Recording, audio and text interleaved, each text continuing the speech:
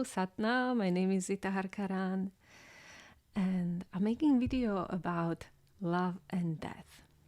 This is a beyond yoga, beyond meditation sort of video that's attached with sadhana and books part of my offerings, I can say.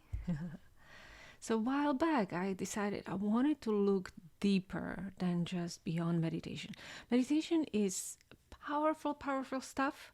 It's a practical stuff, right? Meditation is a philosophy in practice, spirituality in practice, yoga as well, of course.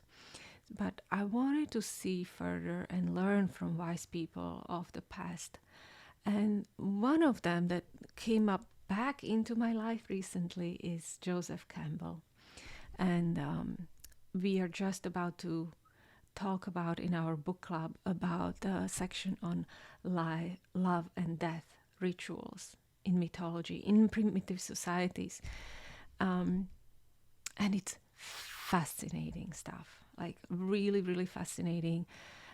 So I wanted to make a little intro about it, about what I found out, and maybe you'll find interesting as well.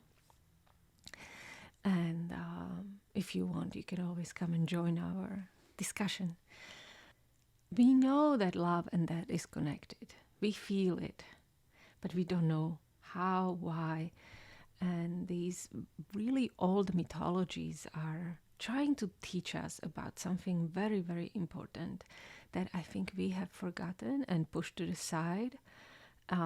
We focus so much on life right now. Everything is about life, prolonging health, prolonging happiness.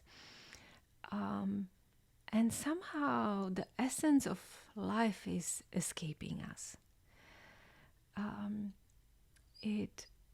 When we look at our society, we see people that struggle to live within the society. And maybe you are one of them. There are many people who struggle because our society got so uniform, so standardized, that it probably only works for few individuals, and the rest of us kind of go along with it, and in the worst case, check out. Just literally leave into drugs, fantasies, addictions, into, in some cases, depression, anxiety, suicides, right? These are forms that, these are not the personal diseases. These are diseases of our culture, that our culture is not taking care of the people that live in it. Because it only seems to fit to a certain amount of people, but not to everyone. It does not allow for the individuality to show up. So, in order for us to heal these alignments, we really need to look at life from a different perspective. And this is one perspective, okay, that I'm going to offer. And these myths are offering to us that you can have. It might not be correct. And you know what? God save us from correct. Because there is no correct way of living. There is just your way, right? But here is an offer of what we can do. So this is how Joseph Campbell opens this chapter, and it's very powerful, and I'm going to read it. This is a current reenactment of a myth, a rite in South New Guinea with the native society. And this is what these people do. This was written by an ethnologist, Paul Verse. He observed this rite. So please, might be a little gruesome, but just go along with me, okay? The rites are performed to the tireless chant of many voices, the boom of slit log drums, the whirling of bull roarers, which are the voices of Dima themselves, rising from the earth. Ceremonies continue for many nights, many days, uniting villagers in a fused being that is not biological, essentially, but a living spirit with numerous heads, many eyes, many voices, numerous feet pounding the earth, lifted even out of temporality and translated into the no place, no time, no when, no where of the mythological age, which is here and now. The particular moment of importance to our story occurs at the conclusion of one of the boys' puberty rites, which terminates in a sexual orgy of several days and nights, during which everyone in the village, except the initiates, makes free with everybody else, amid the tumult of the mythological chants, drums, and the bull roarers, until the final night, when a fine young girl, painted, oiled, and ceremonially costumed, is led into the dancing ground and made to lie beneath a platform of very heavy logs. With her in open view of the festival, the initiates cohabit, one after another, and while the youth chosen to be last is embracing her, the supports of the logs above are jerked away and platform drops. The prodigious boom of drums. A hideous howl goes up, and the dead girl and boy are dragged from the logs, cut up, roasted, and eaten. What can be the sense of such a cruel game? And who are these annihilated girl and boy? What is the background of such rites, which are not frequent merely, but typical among the cannibal gardeners of widely dispersed equatorial villages? So this is not a unique rite. We know stories of immolated kings. There are stories of many cannibal societies that we've discovered over the years. And we say, oh, they're just primitive. They're just so primitive. They don't know about society, and that's why they do that. If they were more evolved, they would understand the preciousness of life, and they would not play games like that. And they would definitely not eat people, right? This is what we say. But maybe for a little while we can put aside our modern prejudices and see what this is about. Why is that happening? But in order to understand, there is one more myth, actually. This is a rite. This is something that actually happens. It's a reenactment of a myth. But then it's important for us to understand what the myth was, so that we know what they were trying to do, right?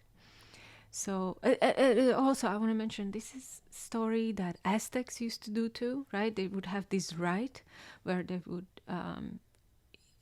burn people actually, on top of those pyramids. And that would happen maybe once a year or so on. What were they trying to do, right? What is the underlying myth that helps them explain it in their head and understand it? So in this case, in South New Guinea, Dutch New Guinea actually, the myth is like this. I'm just going to shorten it. It's pretty long, but we will read about it. So it's here. There is a man called Amita, which means dark, black, or night. Right? I think the term is also interesting, important, the name for him.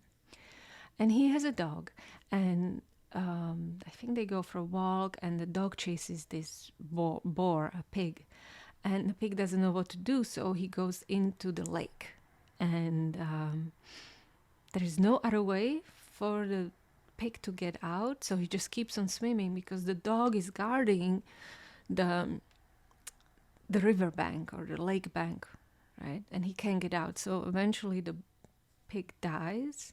That's when the man pulls it out of the water, and as he's cutting it up, in its tusk, he finds a coconut. And this is when there are no coconut trees anywhere.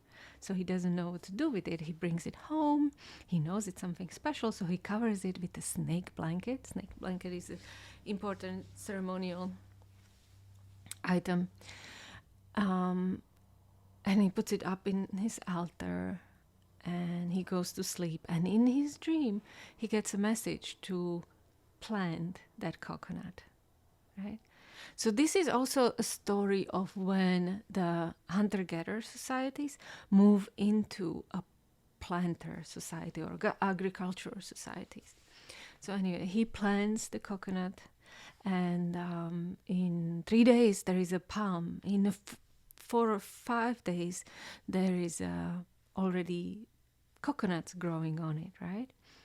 So he goes up and he chops down the coconut because he thinks, I'm going to drink it. This is delicious. But as he's cutting it down, he cuts his finger. And where the blood mixes with the sap of the tree, next day he sees there is a face on it. Day after, he sees that not just the face, but the trunk. And the third day, he sees that there is a little girl who grew up out of that. And she's very precious because anytime she poops like precious objects. So one day there is a festival, and he brings the girl over, and she's in the center. And as she dances, she poops, and she poops like golden earrings and precious. Next day she poops like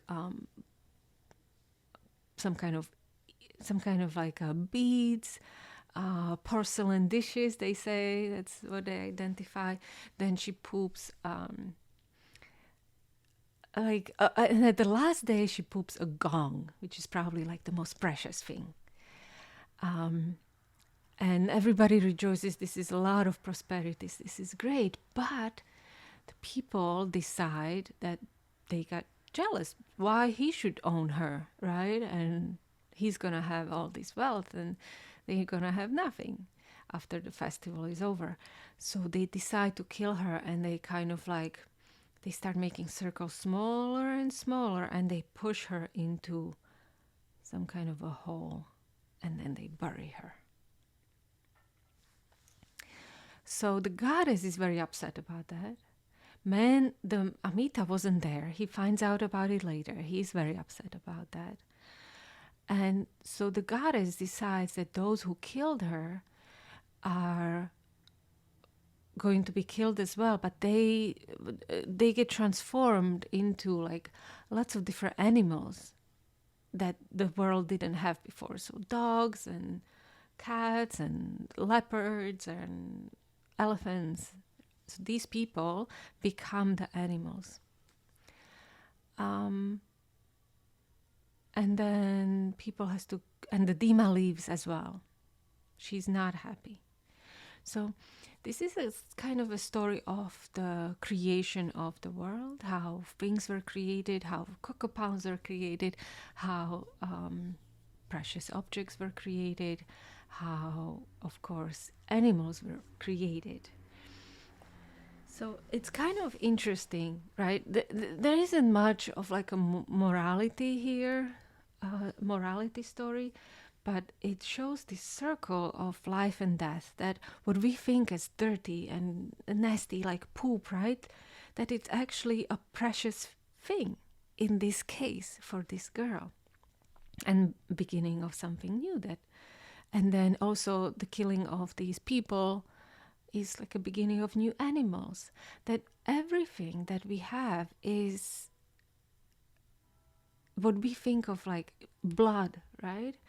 The dirt, instead of putting it on an altar, you need to put it in the dirt. So these are kind of like the lessons that in a dead pig, there is a beautiful beginning of a coconut tree.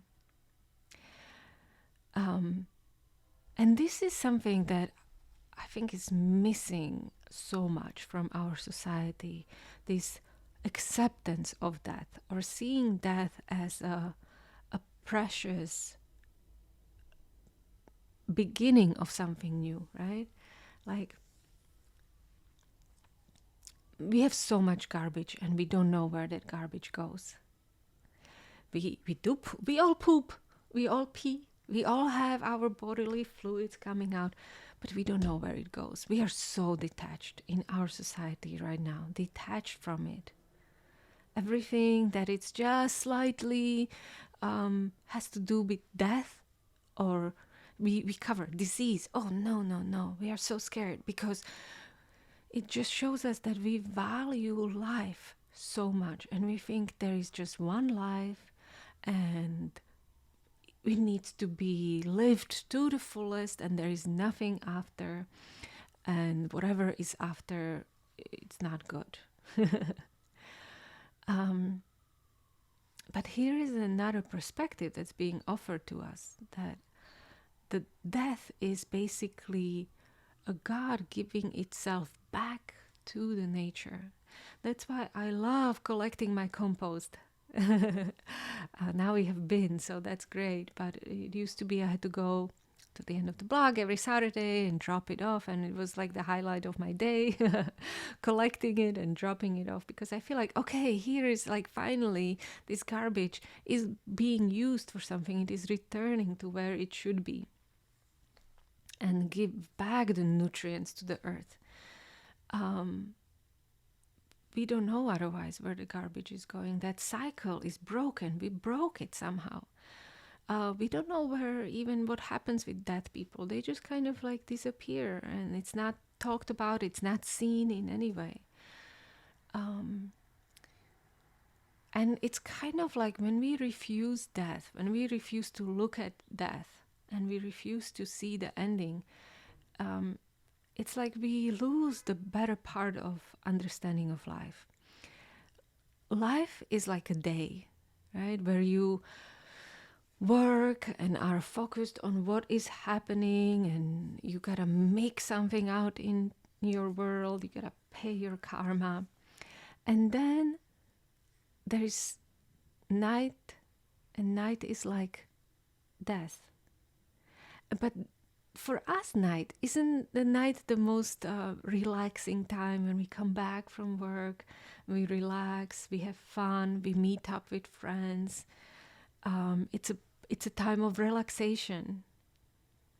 It's a time of sleep and rejuvenation. What if you look at death in the same way, right? As this rejuvenation period, and not be scared of it, but welcome it, bring it into our life. So what Joseph Campbell says about these rituals is that these people created the ritual not because they were so superstitious that they believe this is going to bring prosperity into their lands, because the groups they live in are quite small and they are quite well sustained. They didn't have problems with foods and such, nor was it some kind of like a village building community. He's trying to see there is a deeper meaning in there. And the meaning is that it's like he says it's like a reenactment of the creation of the world in this time, in this place. It's like, he calls it like when Einstein wrote the sentence, right? E equals mc square. That it's not just something that was written on a piece of paper back then when he wrote it. You can take this formula and apply it anytime. It will be true. You can just plug in the numbers and it will be true. And so this is the same way. These rites are it's a creation of the universe that's happening right now for your eyes, for your subtle and subconscious mind to understand and embody into yourself, that understanding the truth that you can learn from it. Aztecs have a very similar creation myth, but in a different sense. The myth goes like this, that there were gods sitting around the fire, and they were like, okay, well, we are going to create the earth, right? And who is the volunteer that's going to go and get this started? And everybody's like, us, me. So the main god asked, okay, here is a fire. Who's going to be the first one that's going to jump into the fire? And the main, most prominent god is like, I'm going to do it. And he tries and runs and he can't jump. And then he tries again and he can't. Then he tries again and again. He stops himself. And there is another god. I forgot these names, but I'll probably link the myth on the Patreon. It's the Aztec myth of the creation of the world. And then there is this like very humble god that no one really like paid attention to before. He doesn't think much of himself, and he's like, I'll do it. I'll jump in. And he goes and jumps into the fire. And then other gods seeing that, they kind of, okay, we are going to do it again. So the main one tries again and he's able to do it. And then the other gods jump in. And the first one that jump in, the humble one, becomes a radiant, bright sun. The second one becomes a moon. And then the ones after become the stars. And this is a story of like that Aztecs then recreated in their rites. But not only that they believe in infinite nature of life, but the more fearless they are, the more radiant they become. And in sacrificing themselves, they begin something new. In this case, sun, earth, moon, all of that. And this is also similar to our Jesus Christ myth, right? That we always say that he died for our sins. He sacrificed ourselves. This is, again, a reference that goes back to these primitive myths of the creation of the world, where they see death and are not scared of it. And their rites are recreation of not being scared of the death. And that goes deep, deep, deep into your subconscious mind and creates completely different look on the world and completely different morality. In our case right now, we value life only and only life, and anything to everything is sacrificed for the prolonging of life. We don't believe that there is something after death. Some people maybe believe in heaven. Some people believe, few people maybe believe in reincarnation, but they're still not brave enough to die, right? And but then instead we have wars for ideals that are ridiculous, right? How many people died for stupid ideals? And then how many people did sacrifice themselves for their beliefs? So there is an idea that there's something more important than just life. But somehow we have forgotten that. So this is what Joseph Campbell says. Quote, "The divine being, the Dima, has become flesh in a living food substance of the world, which is to say, in all of us, since all of us are to become, in the end, food for other beings. This is the nuclear idea of the Kildima, who is the source of our good and of our food." What is our source of food? Do we even see it these days? Right? It's like we don't see how our pigs are killed, how our cows are killed. We're completely detached from it. But the primitive man had to do it themselves. And they revered animals more than we do. They loved animals so much. that this wasn't easy for them to kill them. And these myths help them. We can see the age-old paintings that we find. They're so beautiful. And what the message is that look at this beautiful land. They had varied beautiful deer and cows and boars and bears and lions. Like, look, we have this. So they didn't kill them because they didn't care about them, but they killed them with this deep reverence and love, as if they were killing gods. And they understood that this is they're going to return back into life. This is still how Native Americans were killing bisons. They believed they were going, and they are, because that is the truth of life. So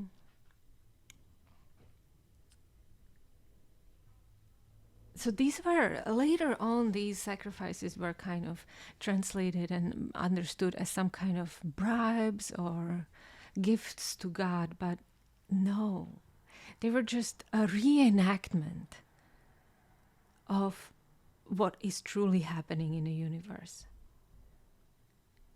Just like that formula, E equals mc squared, you can take and place it anywhere and it will still work. That's how it was. It was reenactment that was out of time, present only, and helped you understand the truth.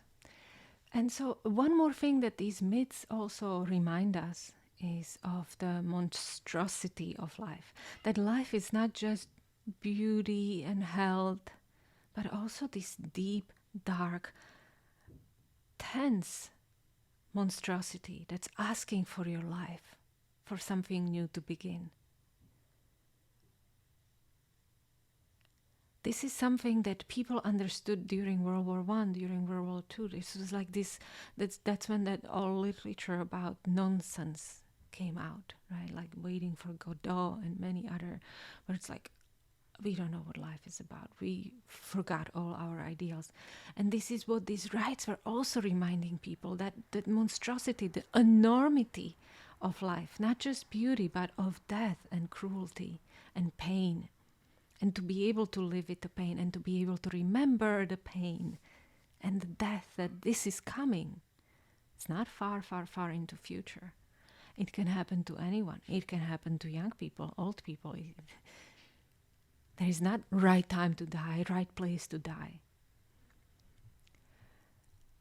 And this is something that these myths teach us. This nonsensical monstrosity of life is always present. There's no point of trying to escape it, of trying to make life just this beautiful, sunshiny, happy place, idyllic utopia. This is what we've been trying to do for thousands of years, and look where it got us. It got us to the place that people can literally not stand being here because they're not allowed to be themselves. They're not allowed to experience life in its full scope. And this is what Joseph Campbell says at the end. The sense of it all, or rather nonsense of it all, is to be made evident forever in the festivals and monstrous customs of the community itself. But it's evident also and forever in every part and moment of the universe, for those who have been taught by the way of rites to see, to know the world as it truly is.